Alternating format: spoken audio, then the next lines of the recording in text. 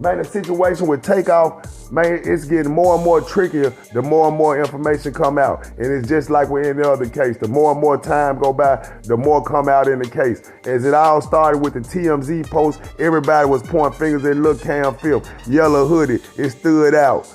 You know what I'm saying? And now Lil Cam Fifth done got arrested on a firearm charge, possession of a felon with a firearm. Now we got the guy, Patrick Clark, DJ Pat as they called him, the guy that was caught and arrested at the airport trying to get away with large sums of cash with an emergency clearance, trying to get an emergency ticket to leave to Mexico, in which the authorities arrested him at the airport. But why are you trying to leave when you haven't even been named as a suspect?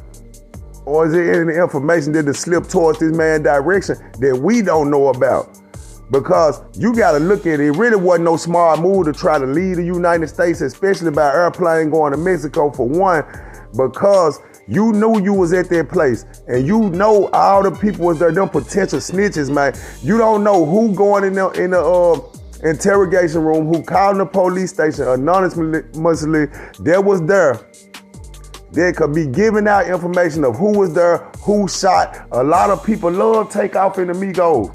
So you gotta look at it, no matter if it was in Houston, you got a lot of people that's not there, that don't condone violence. You got a lot of people there that does not condone violence, that was there just to have a good time, and these people ruin some people's night.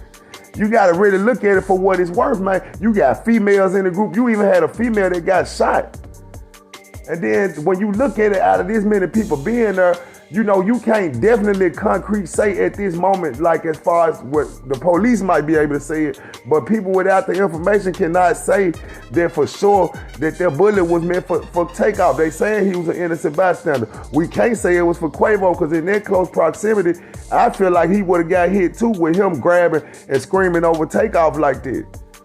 So when you really pay attention, was it two other people shooting at each other and Takeoff was just standing in the middle, or was these shots for Takeoff? But as we see more and more with the police investigation, we see that they uncovered some stones that we didn't know to look under. And then just like people was pointing the fingers at the Houston PD, saying that Jay Prince had certain people on payroll, saying the power that Jay Prince had in the hip hop world and stuff like that. But look at how they drug Lil Cam Fifth name through the mud, man, potentially putting that man's life in danger up until this point. You know, he deserves an apology for that. But then I look at this, man, how many people living their life with no purpose, man. Just being in the position of a shooter, just being in the position that where you the one with the firearm, the entourage is having a good time. They the ones really getting the recognition. But then when you do what your job entails you to do, it's putting your life on the line to where you need bond money, you need lawyer money, and you need somebody to fight your case, fight your defense. So at the end of the day, you really ain't even winning being a shooter.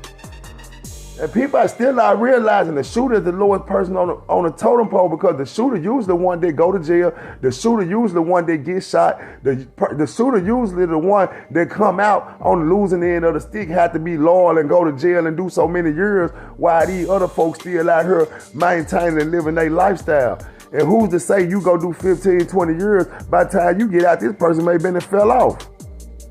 So you don't know. This person might have been and died. Anything could have happened where you put your life on hold for nothing.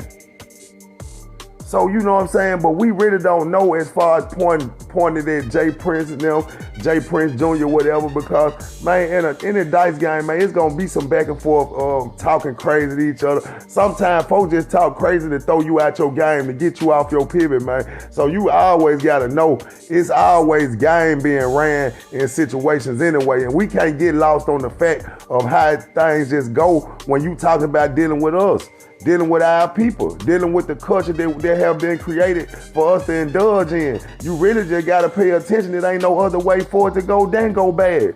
Look at all the clubs and all the spots that open up that black people have, man, in black neighborhoods or just urban base. Sooner or later, even strip clubs, man, sooner or later, it's going to be some shooting. It's going to be some type of violence. It's going to be something that's going to go down to where that place ain't even going to be able to operate and have longevity. People going to have to keep closing stuff up, moving to another location, reopening stuff, just to maintain a certain lifestyle and just to have some where people can go to and go out and enjoy. But you can't even enjoy it no more because you can't even feel safe. You in a bowling alley, man. Like I said, you got squares in the crowd. You got people in the crowd, man, that just went out just to have a good time, just to rub shoulders with these people that's got a little power, got a little money, you know what I'm saying, got a little fame. But now, the more and more you pay attention to the game, it really ain't worth being in these situations because if you have purpose in your life, you're going to see a lot of things in life different, man, because you're going to see that that's a dead-end situation, man. You hanging around just to be the shooter. Sooner or later, you going to jail, man, because you're going to have to shoot. And when you shoot, the key part about now, everything done right in the public eye. Everything done right under cameras, under camera phones. The people that's kicking it with you now is the surveillance. So, man, you got to have a wise mind in today's game, man. You got to be able to think for yourself. You got to be able to make wise, sound decisions, man. And you most definitely got to trust and believe in God, man, because that's what's going to make you grow a conscience, man. Too many times, just like if this dude knocked Takeoff off, this man ready to go live the rest of his life in paradise. If he'd have made it to Mexico, he was finna kick his heels up and chill in paradise for the rest of his life, man. With enough money probably to survive, man, not worry about nothing. While Takeoff family over here mourning, man, and going through what they going through and missing the person who probably was, man, who was the main breadwinner and taking care of things for certain people. So, man, I just hope our people can wake up, man, and understand the importance of the family structure, man. Because black people was winning a lot more with a lot less when we had unity, man. When we had a common goal, man, to take care of these kids and raise these households and have unity, man, make you love your brother, love your sister, man. So never forget, people, charity starts at home, man.